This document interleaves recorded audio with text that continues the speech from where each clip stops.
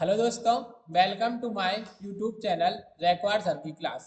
आज के इस वीडियो में हम MP board class 10th science chapter number 2 है अपना अम्ल क्षार और लवण, इसके मोस्ट इम्पोर्टेंट क्वेश्चंस के बारे में जानेंगे और उनके आंसर के बारे में भी। पिछले वीडियो में हमने अध्याय 1 था जो अपना, उसके इम्पोर्टेंट क्वेश्चन देखे थे। आज हम अध्याय 2 के देखेंगे। तो देखते हैं। अध्याय 2 का अपना प्रश्न क्रमांक 1 है, अम्ल और क्षार की परिभाषा लिखिए, साथ में प्रत्येक के दो दो उदाहरण दीजिए। तो इसका उत्तर इस प्रकार से देखो, अम्ल क्या है अपने, ऐसे पदार्थ जो जल में घुलकर हाइड्रोजन आयन उत्पन्न करते हैं उन्हें अम्ल कहते हैं। या फिर वे पदार्थ जो स्वाद में खट्टे होते हैं उन्हें अम्ल कहते हैं। उदाहरण के लिए हाइड्रोक्लोरिक अम्ल और सल्फ्यूरिक अम्ल, ये अपने दो उदाहरण हैं अम्ल के। ठीक है, वे पदार्थ जो जल में घुलकर हाइड्रोजन आयन उत्पन्न करते हैं उन्हें क्या कहते हैं, अम्ल कहते हैं। दूसरा अपना क्षार, ऐसे पदार्थ जो जल में घुलकर हाइड्रोक्साइड आयन उत्पन्न करते हैं उन्हें क्षार कहते हैं। ठीक है, उनमें हाइड्रोजन आयन था, इनमें हाइड्रोक्सन आयन। या फिर वे पदार्थ जो स्वाद में कैसे होते हैं, कड़वे होते हैं, उन्हें क्षार कहते हैं। उदाहरण के लिए सोडियम हाइड्रोक्साइड NaOH और पोटेशियम हाइड्रोक्साइड KOH, ये अपने क्षार के दो उदाहरण हैं। अब अपना प्रश्न क्रमांक 2 है, पीएच पैमाने को समझाइए। अम्लीय, तटस्थ और क्षारीय विलयन का पीएच मान क्या होता है। तो पीएच पैमाना एक संख्या रेखा है जो किसी विलयन की अम्लीयता या क्षारीयता को मापता है। क्या है पीएच पैमाना? एक संख्या रेखा है जो किसी विलयन की अम्लीयता या क्षारीयता को मापता है। जैसे यदि पीएच का मान 7 से कम है तो वह अम्लीय विलयन होगा। यदि पीएच का मान 7 के बराबर है तो वह तटस्थ विलयन होगा। और यदि पीएच का मान 7 से बड़ा है तो वह क्षारीय विलयन होगा। तो उदाहरण के लिए देखते हैं हम, नींबू का रस अम्लीय विलयन है, इसका पीएच मान 2 है, मतलब 7 से कम है। शुद्ध जल तटस्थ विलयन है, इसका पीएच मान 7 ही है।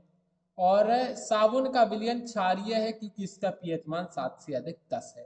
तो इस प्रकार से ये अपना प्रश्न क्रमांक 2। अब अपना प्रश्न क्रमांक 3 है कि तटस्थीकरण अभिक्रिया को उदाहरण सहित समझाइए। तो उत्तर है अपना कि जब अम्ल और क्षार एक दूसरे के साथ प्रतिक्रिया करते हैं तो नमक और जल बनता है। इसे तटस्थीकरण अभिक्रिया कहते हैं। क्या है कि जब अम्ल और क्षार एक दूसरे के साथ प्रतिक्रिया करते हैं तो नमक और जल बनता है। इसे हम क्या कहते हैं, तटस्थीकरण अभिक्रिया। उदाहरण के लिए HCl प्लस NaOH, HCl मतलब हाइड्रोक्लोरिक अम्ल और NaOH मतलब सोडियम हाइड्रोक्साइड। जब हाइड्रोक्लोरिक अम्ल की क्रिया सोडियम हाइड्रोक्साइड से करवाई जाती है तो क्या बनता है, NaCl sodium chloride plus H2O जल बनता है। तो ये था अपना प्रश्न क्रमांक 3। अब प्रश्न क्रमांक 4 है कि सूचक क्या होते हैं। दो प्राकृतिक सूचकों के नाम और उनके रंग परिवर्तन लिखना है। सूचक क्या होते हैं? सूचक ऐसे पदार्थ होते हैं जो अम्लीय या क्षारीय माध्यम में रंग बदलते हैं। क्या? अम्लीय और क्षारीय माध्यम में रंग बदलते हैं। तो देखो, प्राकृतिक सूचक, प्राकृतिक सूचकों के नाम और रंग परिवर्तन लिखना है तो प्राकृतिक सूचक अपना हल्दी, जो अम्लीय माध्यम में पीला और क्षारीय माध्यम में लाल रहता है।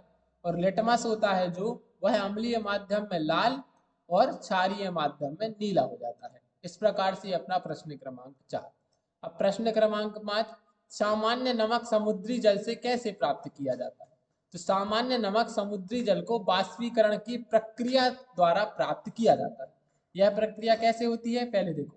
समुद्री जल को खुले तालाबों में रखा जाता है जहां सूर्य की गर्मी से जल वाष्पित हो जाता है और नमक क्रिस्टल के रूप में बच जाता है। ठीक, ये था अपना सामान्य नमक समुद्री जल से प्राप्त करना। कि क्या कि सामान्य नमक समुद्री जल को वाष्पीकरण की प्रक्रिया द्वारा प्राप्त किया जाता है।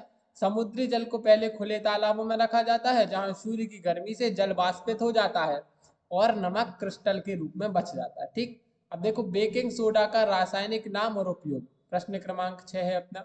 तो बेकिंग सोडा का रासायनिक नाम क्या है, सोडियम बाइकार्बोनेट NaOH NaHCO3।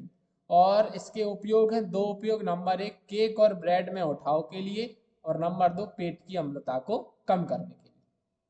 तो ये था अपना प्रश्न क्रमांक 6। अब प्रश्न क्रमांक 7, पीएच का दैनिक जीवन में महत्व क्या है, इसे पाचन और मृदा उपचार के संदर्भ में समझाइए। तो देखो पाचन, पहले पाचन के संदर्भ में देखें कि पेट में अधिक अम्लता होने पर एंटासिड का उपयोग किया जाता है जो पीएच को सामान्य करता है। ठीक। और मृदा उपचार में देखिए, अम्लीय मृदा में चूना डालकर उसका पीएच बढ़ाया जाता है ताकि फसल अच्छी हो सके। अब प्रश्न क्रमांक 8वां और आखिरी है कि स्फटिकीय जल क्या है, एक उदाहरण दीजिए। ठीक। स्फटिकीय जल वह जल होता है जो नमक के क्रिस्टल में उपस्थित होता है। उदाहरण के लिए जिप्सम है जो वो स्फटिकीय जल है, CaSO4 इंटू 2H2O, ये अपना जिप्सम का सूत्र है। क्या है? स्फटिकीय जल वह जल होता है जो नमक के क्रिस्टल में उपस्थित होता है। तो इस प्रकार से ये अपने अध्याय 2 के महत्वपूर्ण क्वेश्चन थे। इसी प्रकार के और वीडियो देखने के लिए, और आज का है वीडियो आपके लिए अच्छा लगा हो तो रैकवार सर की क्लास के लिए लाइक शेयर सब्सक्राइब करना ना भूलिएगा। धन्यवाद, मिलते हैं अगले वीडियो में।